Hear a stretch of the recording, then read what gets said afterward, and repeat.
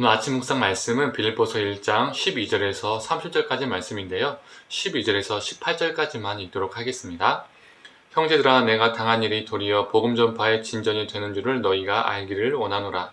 이러므로 나의 매임이 그리스도 안에서 모든 시율의 안과 그 밖의 모든 사람에게 나타났으니 형제 중 다수가 나의 매임으로 말미암아 주 안에서 신뢰함으로 겁없이 하나님의 말씀을 더욱 담대히 전하게 되었느니라. 어떤 이들은 투기와 분쟁으로, 어떤 이들은 착한 뜻으로 그리스도를 전파하니 이들은 내가 복음을 변증하기 위하여 세우심을 받은 줄 알고 사랑으로 하나 그들은 나의 매임에 괴로움을 더하게 할 줄로 생각하여 순수하지 못하게 다툼으로 그리스도를 전파하느니라. 그러면 무엇이냐? 거칠애로 하나 참으로 하나 무슨 방도로 하든지 전파되는 것은 그리스도니 이로써 나는 기뻐하고 또한 기뻐하리라. 아멘. 아침 묵상을 들으신 우리 모든 성도님들에게 하나님의 은혜가 있기를 간절히 소망합니다. 오늘 본문은 바울의 매임과 복음 전파에 관한 이야기를 담고 있습니다. 바울이 감옥에 갇히게 된 것을 빌립보 성도들이 알게 되어서 걱정하게 되었죠. 이에 바울은 그들을 안심시키기 위해서 오늘 말들을 하게 됩니다. 바울은 자신이 감옥에 갇힘으로써, 즉 매임으로써 모든 것이 끝난 것이 아님을 말합니다. 오히려 어떤 일이 일어났음을 말해주고 있습니까? 복음의 능력이 감옥 안에서도 일어났다라고 말하고 있습니다. 또한 감옥 밖에서도 일어났다라고 말해주고 있습니다. 감옥 밖에서는 어떤 이들은 더 확신을 얻어서 복음을 담대하게 전하고 있다라고 말해주고 있죠. 바울을 한 사람을 잡아놓으면, 이 바울 한 사람을 잡아두면 그 복음의 전파가 끝날 줄 알았는데 제2의 바울, 제3의 바울들이 계속해서 만들어지고 있음을 보여주고 있습니다.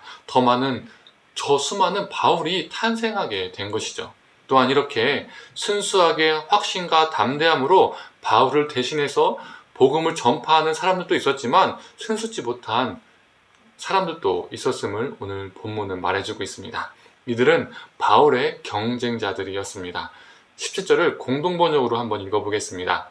이기적인 동기에서 전하는 자들은 성실한 마음으로 하는 것이 아니라 내가 감옥에 있는 동안 나를 괴롭힐 생각으로 하는 것입니다.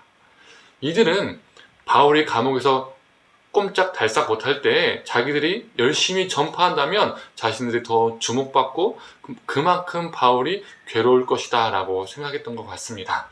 그런데 그들을 향한 바울의 태도는 어떻습니까? 18절의 말씀이죠. 그러면 무엇이냐? 거칠애로 하나 참으로 하나 무슨 방도로 하든지 전파되는 것은 그리스도니 이로써 나는 기쁘고 또한 기뻐하리라. 이 바울의 말은 어떠한 방식으로 전해도, 나는 나쁜 방식으로 전해도 다 좋다, 다 괜찮다 이런 뜻이 아니죠. 이미 17절에 바울은 그들의 의도와 방식이 좋지 않다는 것을 언급해주고 있었습니다. 그래서 이렇게 바울이 말한 의도는 나는 그들의 동기와 방식에 동요되지 않는다라는 것을 말해주고 있는 겁니다. 그들은 나를 괴롭히려고, 나를 힘들게 하려고 그렇게 열심을 품으면서 복음을 전파하지만 나는 괴롭지 않다, 나는 개의치 않는다 라는 것을 보여주는 것이죠. 통 큰 바울, 그들보다 더 한 수 위에 있는 바울을 오늘 본문을 통해서 보게 되는 것이죠. 그리고 바울이 주목하는 것은 예수가 전파되는 것이었습니다. 그가 감옥에 매여 있었지만 기뻐하고 기뻐할 수 있었던 것은 예수 그리스도가 감옥 안에서도 그리고 감옥 밖에서도 전파되어지고 있었기 때문입니다. 빌립보서를 기쁨의 서신이라고 말하기도 합니다. 그 이유는 빌립보서에서 바울이 기쁨을 표현한 것이 몇 차례 나오기 때문입니다. 우리가 이 땅에서 기뻐하게 되는 이유는, 그리고 동기는 무엇이 있을까요? 많은 사람들은 건강한 것, 성공한 것, 인정받는 것, 이런 것으로부터 기쁨을 얻고 또 찾기도 합니다. 그런데 그런 기쁨은요, 환경적이고 상황적이죠. 건강하지 못할 때, 실패할 때, 인정받지 못할 때 그런 류의 기쁨은 쉽게 사라집니다. 바울의 상황은 어떠했지요? 감옥에 갇혀 있었습니다. 그는 매여 있었지만 그리스도로 인하여 기뻐했었습니다. 자신의 삶이 열악할지라도 그 삶을 통해서 그리스도가 전파됨이 그에게는 기쁨이 되었던 것이죠. 사랑하는 성도님들, 우리는 이 땅에 살면서 여러 이유로 또 여러 원인으로 기쁨을 경험하며 살게 됩니다. 그 중에 가장 큰 기쁨, 예수 그리스도로 인한 기쁨, 예수가 나의 삶을 통해서 전해짐으로 더욱 기쁨을 누리는 저와 우리 성도님 되기를 간절히 소망합니다.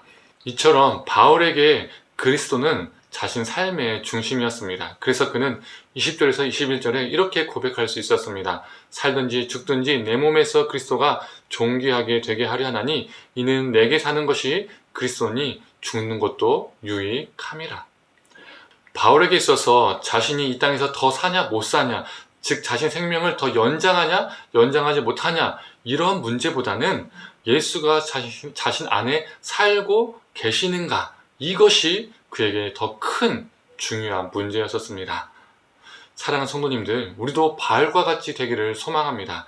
이 땅에서 더 사냐 못 사냐, 더 잘 사냐 못 사냐, 더 갔냐 못 갔냐, 이런 것이 우리 삶의 큰 문제가 아니라 예수 그리스도가 우리 안에 계시는가, 우리 예수 그리스도가 우리 안에 살아 계시는가, 이것이 우리 인생의 가장 큰 문제가 되기를 간절히 소망합니다.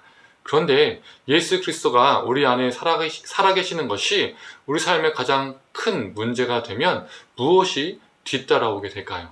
바로 그건 정말 달갑지 않아 보이는 고난입니다. 29절의 말씀입니다. 그리스도를 위하여 너희에게 은혜를 주신 것은 다만 그를 믿을 뿐만 아니라 또 그를 위하여 고난도 받게 하려 하심이라. 이 29절을 표준세번역으로 다시 한번 읽어보겠습니다. 여러분이 그리스도를 믿을 뿐만 아니라 그를 위해서 고난도 받는 것은 그리스도를 위해서 여러분이 받는 특권입니다. 예수를 믿는 것과 예수를 위해서 고난받는 것은 다른 무엇이 아니라 우리가 받은 특권이라고 말하고 있습니다. 이 특권을 누리며 살아가는 저와 우리 성도님들 되기를 간절히 소망합니다.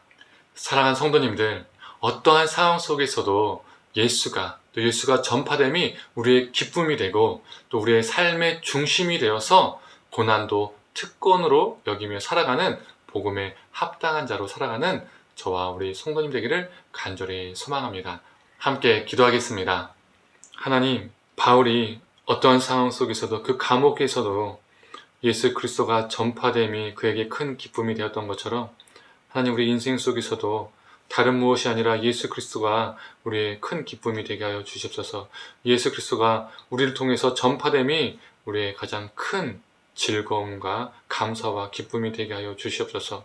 바울에게 있어서 더 많이 먹느냐, 더 많이 가지냐, 더 많이 누리느냐가 인생의 중요한 문제가 아니라 자신 안에 예수 그리스도가 살아 계신 것인가, 그것이 인생의 가장 큰 문제였던 것처럼 하나님, 우리도 예수 그리스도가 우리 안에 살아 계시는가, 이것이 우리 인생의 가장 큰 문제가 되어서 하나님, 예수 그리스도가 우리 삶의 중심이 되어서 살아가는 존재가 되게 하여 주시옵소서. 하나님, 그래서 예수로 인한 고난도 우리가 특권으로 여기며 그 특권을 누리며 살아갈 수 있는 존재가 되게 하여 주옵소서. 감사드리며 사랑이 많으신 예수님의 이름으로 기도드립니다. 아멘.